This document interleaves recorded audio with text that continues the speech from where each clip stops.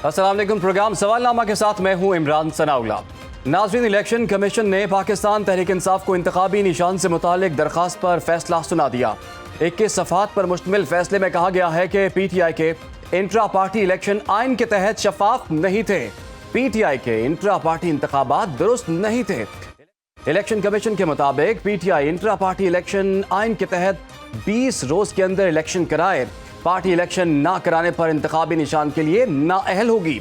Election commission ने intra party इंतखाबात से मुतालिक PTI को 2 अगस्त को नोटिस जारी किया था कि इंट्रा पार्टी इलेक्शन ना कराने पर PTI को बल्ले के निशान के लिए नाअहल क्यों ना किया जाए। समाअत के दौरान PTI के वकील बैरिस्टर गोहर ने बताया था कि इंट्रा पार्टी इलेक्शन पार्टी आइन में तरमीम से पहले हुए, बाद में हमने तरामीम वापस ले ली है।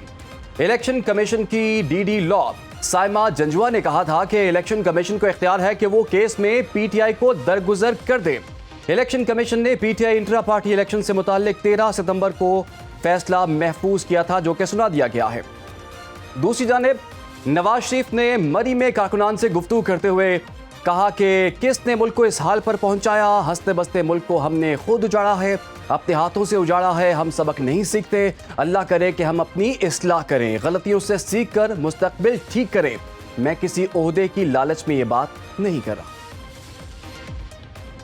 देखिए, बात रिकॉर्ड की है और आपको पता है कि मैं अल्हम्दुलिल्लाह झूठ नहीं बोलता। सियासत के लिए झूठ बोलना भी कोई बात है। यहाँ तो आप शायद आपको हुकूमत मिल जाए, उधर जाके क्या मिलेगा आपको? अवाम को धोखा दें, सबज बाग दिखाएं और फिर ये तवक्को करें कि अल्लाह माफ कर देगा। अल्लाह माफ नहीं करता।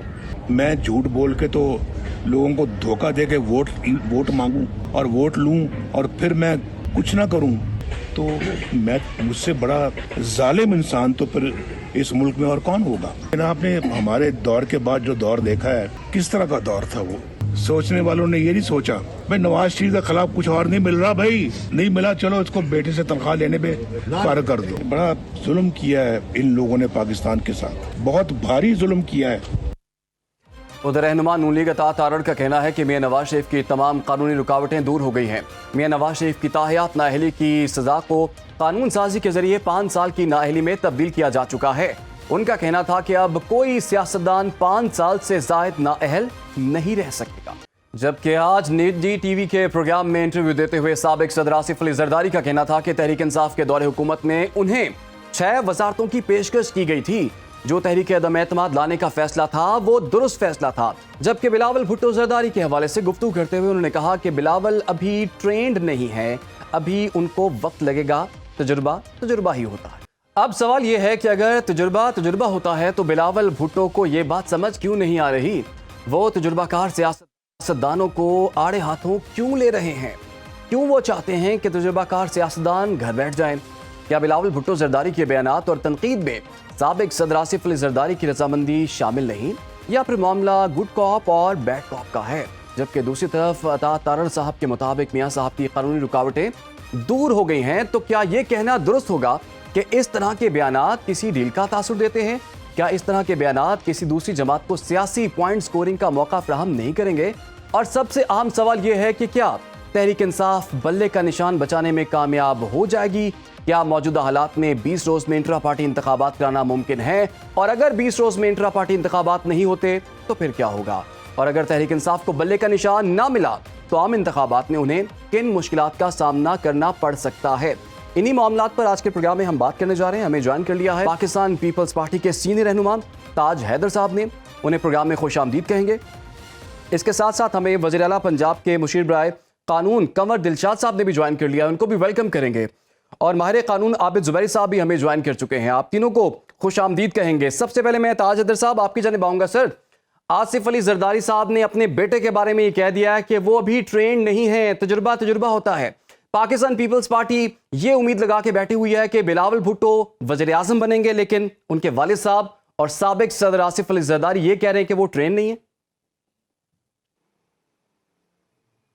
नहीं, मेरे ख्याल से हर बाप अपने बेटे के लिए यही सोचता है। मेरे वाले साहब भी मेरे बारे में यही सोचते थे। खैर, मैं तो नहीं था ट्रेंड या लेकिन ये कि ये चीज़ जो है वो एक मोहब्बत का कलमा है कि जो उन्होंने अपने बेटे के लिए कहा है। लेकिन जहाँ तक अगर आप मुझसे पूछें वो जो है वो उनकी सियासत के ऊपर है कि पुरानी सियासत जो है ये 70-80 साल से जो चल रही है वो उस पे उनकी तनकीद है कि और वो पहले आदमी नहीं है जो ये बात कह रहे हैं। अल्लामा ने जो था वो पहले कहा था कि पुरानी सियासत गरी ख्वार है और ज़मीन मीर सुल्तान से बेजार है, और फिर इसी में उन्होंने ये कहा कि खैरत को गुलामी से आज़ाद कर, जवानों को पीरों का उस्ताद कर। एक जवान आया है कि जो अपना प्रोग्राम इस तरीके से लेके पूरी हिम्मत के साथ आगे जा रहा है, तो उसके प्रोग्राम पर बात की जाए तो ज़्यादा बेहतर है। लेकिन मैं फिर एक बार दोहराना चाहता हूँ कि उनका एतराज़ हुकूमत नहीं है, उनका एतराज़ जो है वो पुरानी सियासत पर है। और अगर देखें तो हर तीसरे चौथे दिन वो मुझे कोई काम दे देते हैं, तो अगर उम्र पे एतराज़ होता तो ज़ाहिर है मुझे क्यों दिया जाता। अच्छा, ये तासुर पे क्यों मिल रहा है कि बाप बेटे में कुछ इख्तिलाफात हैं?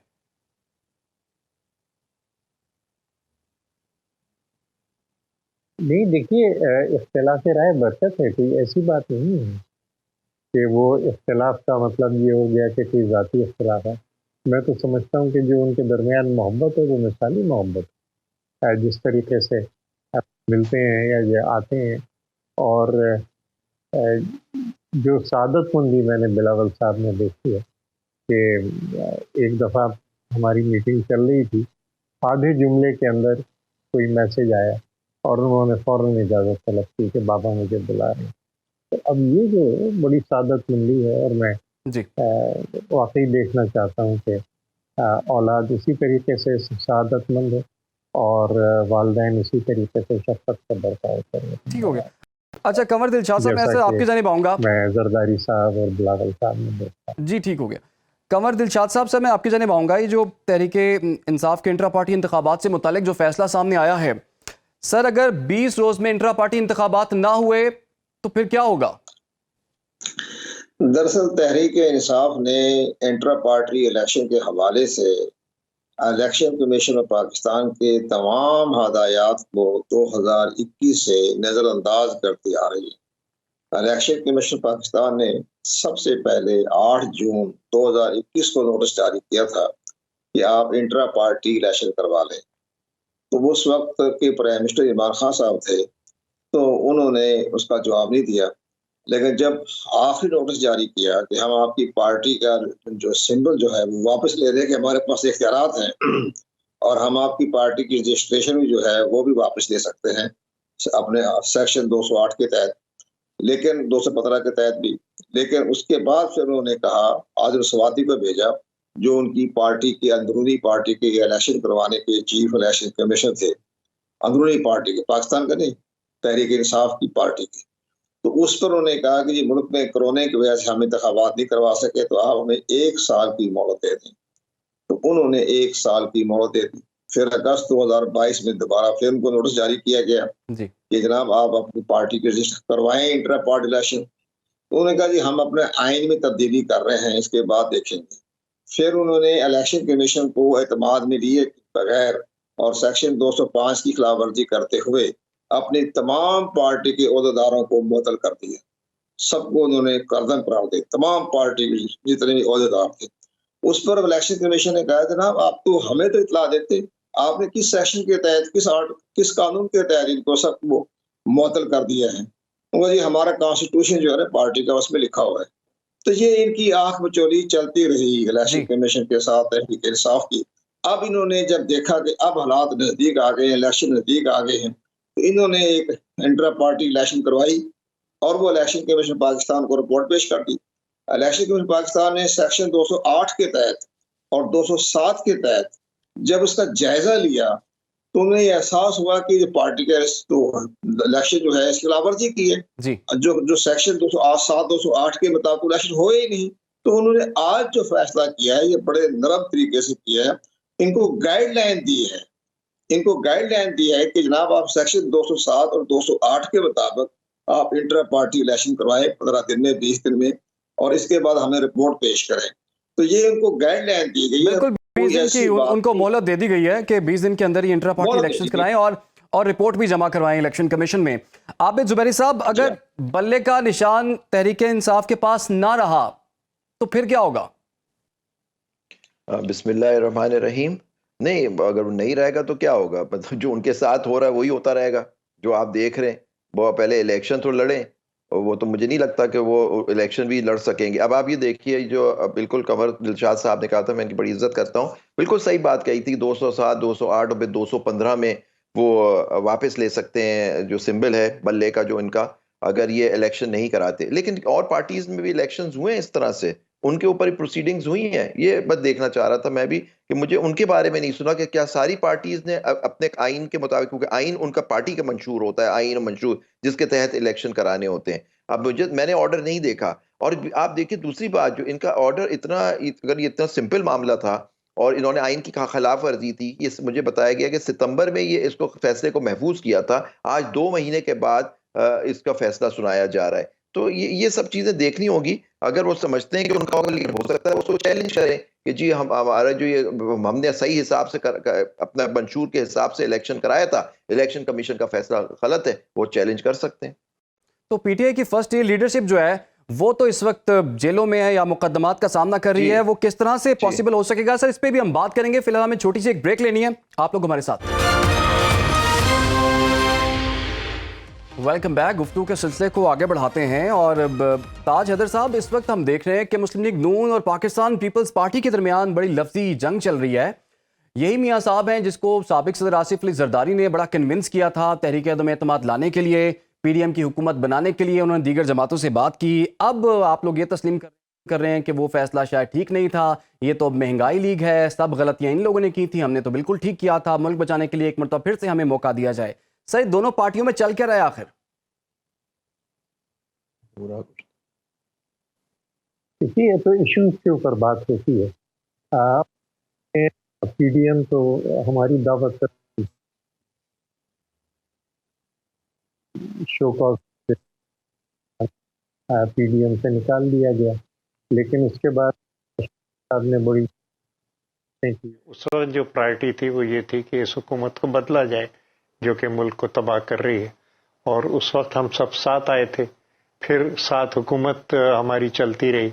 हमने बहुत सी जो माशी पॉलिसियां थी उस पर उनसे इख्तलाफ किया, यहाँ तक कि 2 दफ़ा चेयरमैन बिलावल ने ये तक कहा कि हम हुकूमत छोड़ देंगे, और जो कैबिनेट मीटिंग्स थी उसके अंदर भी एतराज़ात करते रहे। माशी जितने भी महकमे थे वो पाकिस्तान मुस्लिम लीग के पास थे, जो सोशल सेक्टर्स थे समाजी वो हमारे पास थे, और फिर फॉरेन मिनिस्ट्री जो थी वो भी शहबाज शरीफ साहब ने बड़ी इज्जत करके बिलावल साहब को सामने लाए थे। तो उनकी अपनी वजारतों के अंदर जो कारकर्दगी है वो भी सबके सामने है, हमारी जो छोटी मोटी कारकर्दगी है वो भी सबके सामने है, और हम उसी कारकर्दगी को लेके चेयरमैन इस वक्त अवाम के बीच में गए हैं। और मुझे इस बात पे बड़ा इत्मीनान है कि अवाम की तरफ से ऐसे इलाके में कि जहां हमारा वोट बैंक जो था वो नहीं था गुज़िश्ता दिनों में जी, वहाँ पे इतनी बड़ी पजीराई उनको मिली है। लेकिन जो बात उन्होंने कही है वो सीधी बात, किसी पार्टी से नहीं है, हमारे किसी से लड़ाई नहीं है, हम मुत्तहिद करना चाहते हैं सबको। हमारा जो मुखालफत है वो बेरोजगारी से है, वो महंगाई से है, वो गुर्बत से है। असल मसले ये हैं और हम सबको मुत्तहिद करके और इन मसलों से निपटना चाहते हैं। ठीक हो गया जुबैरी साहब, असल मुश्किलात तो हम देख रहे हैं पाकिस्तान तहरीक इंसाफ के लिए, खास तौर पर कानूनी महाज पर। आज जो सर फैसला आया है और फर्स्ट ईयर लीडरशिप के बगैर 20 दिन के अंदर इंट्रा पार्टी इलेक्शंस, आपके ख्याल में क्या मुमकिन हैं? क्या अपना निशान बचा पाएगी पाकिस्तान तहरीक इंसाफ?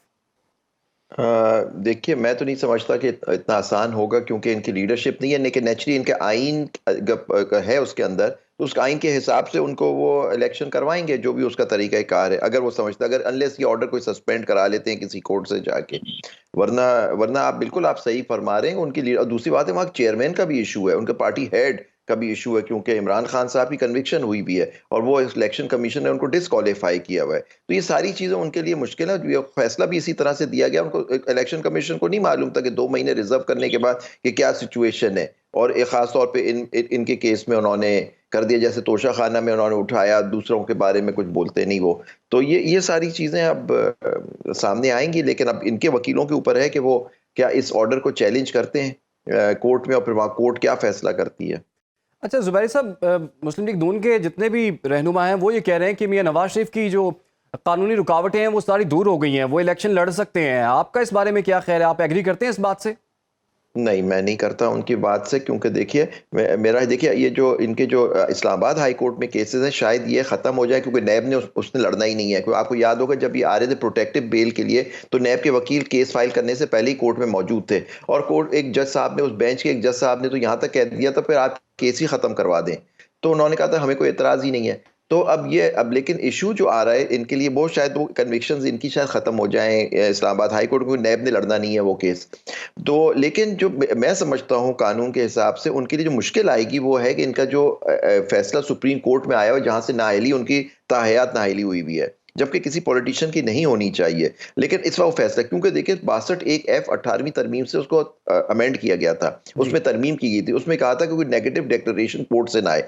इनके केस में एक नेगेटिव डिक्लेरेशन कोर्ट से आया हुआ है कि ये नाअहल है, और कोर्ट ने हुक्म किया कि 62(1)F की इंटरप्रिटेशन कोर्ट ने तशरीह की कि जो इसके अंदर जिसकी नाअहली होती है वो ताहयात होती है। तो ये कोर्ट का फैसला इनके केस में पर्टिकुलरली नवाज शरीफ साहब के लिए आया हुआ है, जैसे जहांगीर तरीन साहब। अब इन्होंने क्या किया, इनकी हुकूमत थी, इन्होंने आर्टिकल 232 अमेंड किया इलेक्शन एक्ट का, उसमें कह दिया कि आर्टिकल 62-63 में जो एक डिस्क्वालिफिकेशन होगी उसकी मियाद सिर्फ 5 साल होगी। मैं नहीं समझता कि ये सुप्रीम कोर्ट के फैसले को एक कानून के उससे खत्म कर सकते, जबकि उसके अंदर लिखा हुआ है not standing any judgement of the court वगैरह, क्योंकि यहाँ एक इंटरप्रिटेशन ऑफ द आइन की इंटरप्रिटेशन तशरीह की जा रही है, और वो तशरीह आप एक सिंपल कानून से नहीं खत्म कर सकते। अगर इनको खत्म करानी है तो इसमें आईनी तरमीम की जरूरत है, ये मेरा व्यू है। लेकिन एक्चुअली उनके मुकला कहते हैं कि जी हमने तरमीम कर दी, अब 232 में 5 साल की मुद्दत है, तो वो अब उसमें भी नाअहल नहीं रहे, यहाँ कन्विक्शन खत्म हो जाएगी, वो इलेक्शन लड़ने के अहल हो जाएंगे। अच्छा कंवर दिलशाद साहब, आप तो सेक्रेटरी इलेक्शन कमीशन भी रह चुके हैं पहले, आप क्या समझते हैं कि ताहयात नाअहली है या नाअहली 5 साल की मुद्दत के लिए है? जैसे आबद ज़ुबैर साहब ने बड़ी तशरीह कर दी है, पाकिस्तान के महरी कानून है और हम बड़ा इनका एहतराम करते हैं। आबद ज़ुबैर साहब की बात में बड़ा वजन है। उसमें यह है कि ये जो हुआ ना सेक्शन 232 में तरमीम, ये एक्ट में तरमीम हुई है, जबकि वो नाअहलियत जो हुई है वो आइन की आर्टिकल 62(1)F के तहत हुई है और आर्टिकल 63(1) के तहत। तो इन हालात में देखते हुए ये सारा फैसला सुप्रीम कोर्ट ऑफ पाकिस्तान की में ही जाएगा, क्योंकि सुप्रीम कोर्ट ऑफ पाकिस्तान ने इनका फैसला किया नाअहलियत के बारे में, और वो आर्टिकल 63(1) और 62 लगाया गया।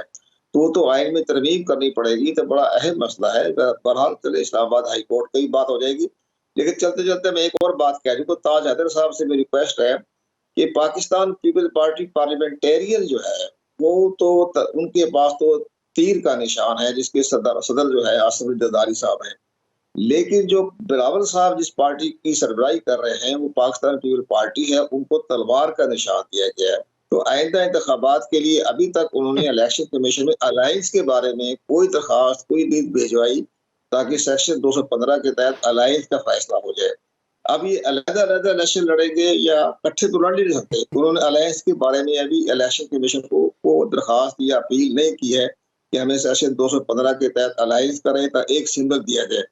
2018 में इनको अलायंस हुआ था, इनको तीर का निशान दे दिया गया था, दोनों पार्टियां इकट्ठी थी, और 2013 में भी इनको अलायंस का जो था उसके तहत इनको तलवार की बजाय तीर का निशान मांगा था। अब ये बताइए ताज हैदर साहब कि अभी तक इन्होंने इलेक्शन कमीशन को तो दरखास्त ही नहीं दी कि हमारा अलायंस हो गया है और हम एक निशान लेना चाहते हैं। अब तो अलग-अलग निशान पे इंतखाब लड़ेंगे ना। पूछ लेते हैं जी, उनसे पूछ लेते हैं। ताज हैदर साहब, आज जरदारी साहब ने खुद भी कह दिया है कि पीपीपी जो है पाकिस्तान पीपल्स पार्टी पार्लियामेंटेरियन, वो मेरे पास है और पीपीपी जो है वो बिलावल भुट्टो के पास है। तो सर कौन सी वाली ओरिजिनल पीपीपी है ये भी बता दें। आप तीर पे लड़ेंगे या तलवार पे लड़ेंगे या फिर जो है वो दरखास्त देंगे इलेक्शन कमीशन में? फिर नहीं, ये कंवर दिलशाद साहब बखूबी वाकिफ हैं इस बात से कि हमें 3P के बजाय 4P क्यों बनानी पड़ी थी, वो क्या हालात थे, और अल्लाह का शुक्र है कि हमें 5P नहीं बनानी पड़ी। किस तरीके से वो हमारी पार्टी के खिलाफ काम होता रहा। लेकिन जहाँ तक मुझे इल्म है, हम तीर के ही निशान पे और 4P के निशान पे इलेक्शन लड़ेंगे, मेरा जहाँ तक इल्म है। अब क़यादत क्या सोचती है या क्या मशवरा होता है वो बात और है, मेरे इल्म में। और सर ये बता दें, टिकट्स कौन जारी करेगा? जरदारी साहब देंगे टिकट्स या बिलावल साहब देंगे, या बिलावल को भी जरदारी साहब से टिकट लेना पड़ेगा? देखिए, ये एक मुश्तरका कमेटी जो है वो बैठ के फैसले करती है टिकटों के बारे में। जरदारी साहब ने तो कह दिया टिकट मैं दूंगा जी, बिलावल भी मुझसे टिकट लेगा। टिकट तो जरदारी साहब ही देंगे ना, दस्तखत तो उन्हीं के होंगे। और अभी तो अलायंस का तो हुआ ही नहीं फैसला, अलायंस तो हुआ ही। कंवर साहब गवाह होंगे कि सैकड़ों टिकटों पे मेरे दस्तखत थे जब मैं सेक्रेटरी जनरल था। तो ये एक सर उम्मीदवारों को मुंतखब कौन करेगा? जरदारी साहब करेंगे या फिर बिलावल साहब करेंगे? जनाब मशवरे से होगा इसमें, लेकिन दस्तखत जो है क्योंकि 4P पे है तो वो टिकट के ऊपर दस्तखत जो है वो 4P के अहदेदारों के होंगे। वो एक फॉर्मेलिटी है, और जैसा कि मैंने याद दिलाया कंवर दिलशाद साहब को कि वो उन हालात से बखूबी वाकिफ हैं कि किस तरीके से हमारी 3P को बैन किया गया था जी, और हमें 4P बनानी पड़ी थी। ठीक है जी। जुबैर साहब, तो एक जद्दोजहद की दास्तान है। मैं देख रहा था कि आप मुस्कुरा रहे थे सर, ये 4P और 3P वाला सिस्टम आपको समझ लगा कुछ? सर मुझे तो एक्चुअली इसका इल्म भी नहीं था। तो क्या मुझे नहीं पता बिलावल भुट्टो साहब जो है वो कैंपेन 3P पे कर रहे हैं, 4P पे कर रहे हैं। ये तो अब ताज हैदर साहब हमारे बहुत बुजुर्ग लीडर हैं, हम बहुत बड़ी इनकी इज्जत करते हैं, ये बता सकेंगे कि बिलावल भुट्टो साहब जो बातें कर रहे हैं वो किस हैसियत से। वो चेयरमैन तो हम समझते थे पीपल्स पार्टी के चेयरमैन तो वो हैं, लेकिन आज क्लियर हो गई बात कि 4P के चेयरमैन साहब आसिफ जरदारी साहब हैं, साबिक सदर, और बिलावल भुट्टो साहब चेयरमैन हैं 3Ps के। तो अब ये जैसे कंवर दिलशाद साहब ने कानून की बिल्कुल तशरीह सही कर दी है कि इनको जैसे पहले इन्होंने किया, इनको अलायंस करना होगा, और मोस्ट प्रॉब्ली ये 4Ps के ही वो उस पर लड़ेंगे इलेक्शन, जिसका सिंबल है तीर, और उसके जो chairman as per the law वो है जरदारी साहब, तो टिकट भी वही देंगे जैसे खुद फरमा रहे थे, आपने सुनाया मुझे। तो जुबैरी साहब, ये तो PTI है, उसमें भी 4P हो सकते हैं अगर पहले 3P आप पीपल्स पार्टी वाले लगा लें। PPP PTI नहीं, आपको पता है मुझे जहां तक इल्म है खैबर पख्तूनख्वा में एक पार्टी बन गई, ये PTI पता नहीं क्या, वो एक आ तो गई ये पार्टी, वो जो पार्लियामेंटेरियन, तो वहां एक P उनके साथ P भी आ गया है जहां तक मुझे इल्म है। आई थिंक वो जो खटक साहब है शायद उसके वो लीडर हैं। बिल्कुल सही हो गया। अब आबिद जुबैरी साहब, बहुत बहुत शुक्रिया सर आपका, आप हमारे साथ मौजूद थे। कंवर दिलशाद साहब आपका बहुत शुक्रिया, ताज हैदर साहब आपका बहुत बहुत शुक्रिया। इंतखाबात होने जा रहे हैं, और इंतखाबात जब होते हैं तो उस वक्त ये उम्मीद ज़रूर होती है कि इंतखाबात के बाद क्या इस मुल्क की किस्मत बदलेगी या नहीं बदलेगी। एक आम बंदे का मसला ये होता है, क्या महंगाई कम होगी या नहीं होगी, क्या मुल्क की मुआशी सूरत हाल बेहतर होगी या नहीं होगी, क्या सस्ता आटा मिलेगा या नहीं मिलेगा, मुआशी चैलेंजेस नई गवर्नमेंट को क्या होंगे, इस पर हम बात करेंगे, लेकिन एक ब्रेक। Welcome back. प्रोग्राम के इस हिस्से में हमें ज्वाइन कर लिया है हमारे मैशत मुजम्मिल असलम साहब ने। मुजम्मिल साहब, आपको वेलकम करेंगे इस प्रोग्राम में। मुजम्मिल साहब, निगरान हुकूमत है, इससे पहले PDM की हुकूमत थी, अब नई हुकूमत आने वाली है। थोड़ा सा हमारे नाज़रीन के लिए थोड़ी सी पिक्चर क्लियर कर दें, इस वक्त मुआशी तौर पर पाकिस्तान कहाँ खड़ा हुआ है?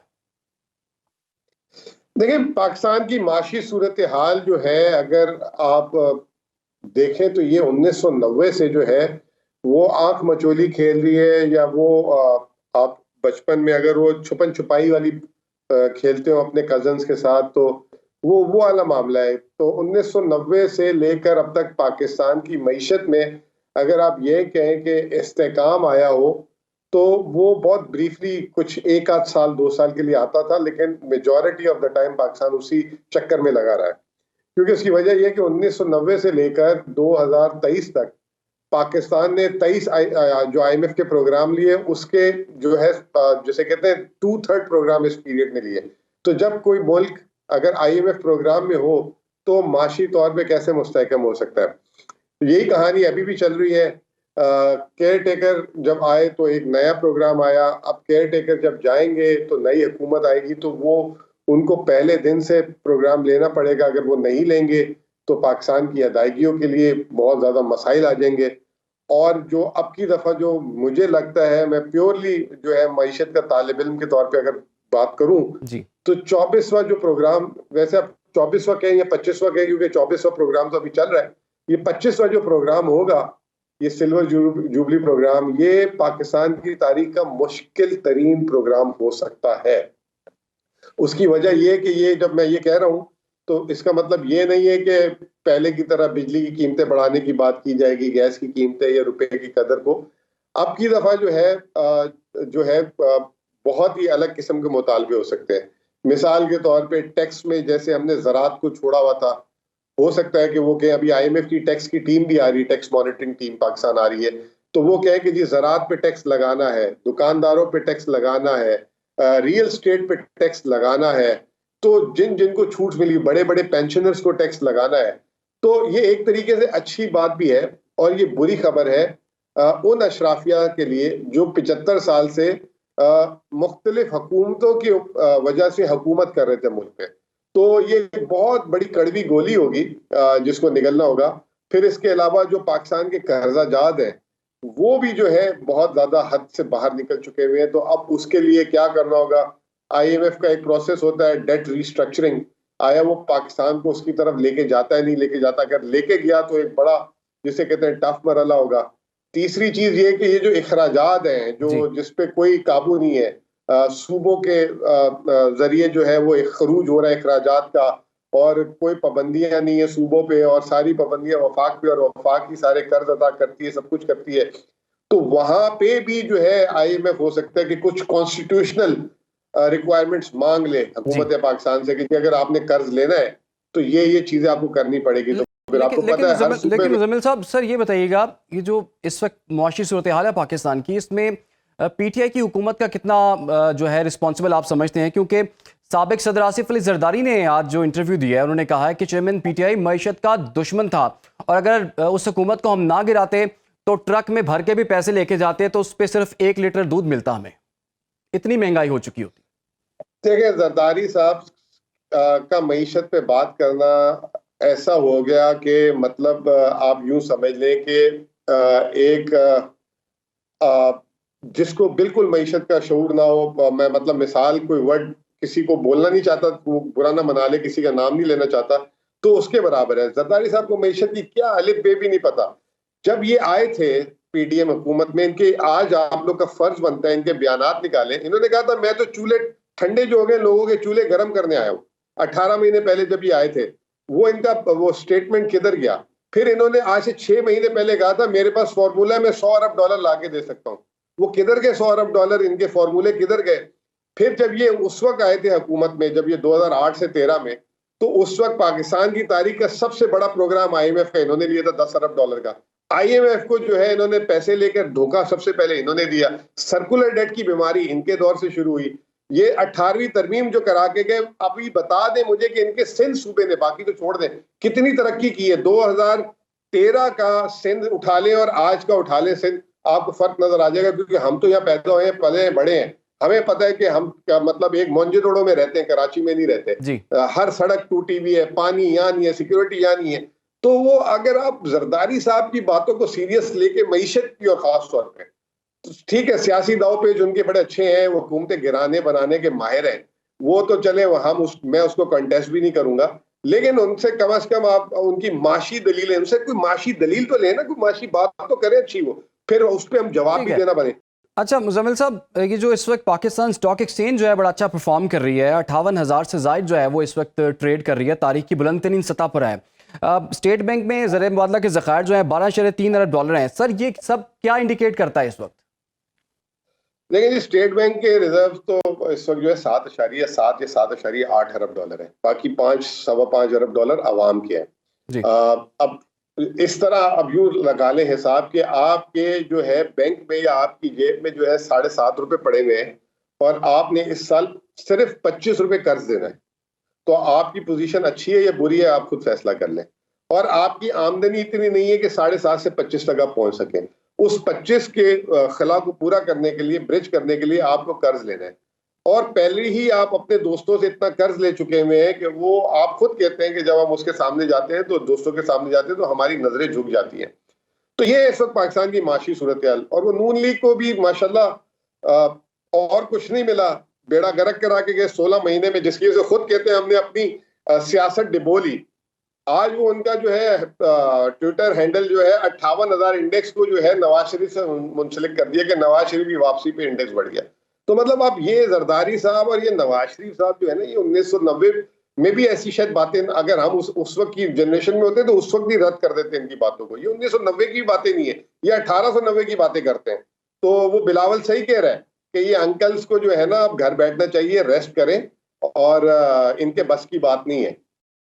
अच्छा मुजम्मिल साहब, सर ये बताइएगा, ये जो डॉलर है वो इस वक्त हम देख रहे हैं पहले काफ़ी डी वैल्यू हो चुका था, लेकिन उसके बाद वो थोड़ा सा स्टेबल भी हो रहा है, और रुपए की कदर में जो इजाफा हो रहा था वो इस वक्त थम गई है।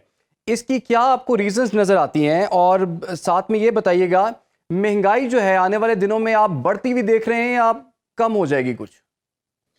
देखिए जी, पहले तो बात डॉलर की ये कर लें कि आपके घर का खर्चा जो था 50,000 रुपये महीना था, आपकी आमदनी थी 35,000 रुपये, तो आप 15,000 रुपये कर्ज लेके जो है घर का खर्चा चला रहे थे, तो घर में सब 3 वक्त की रोटी खा रहे थे।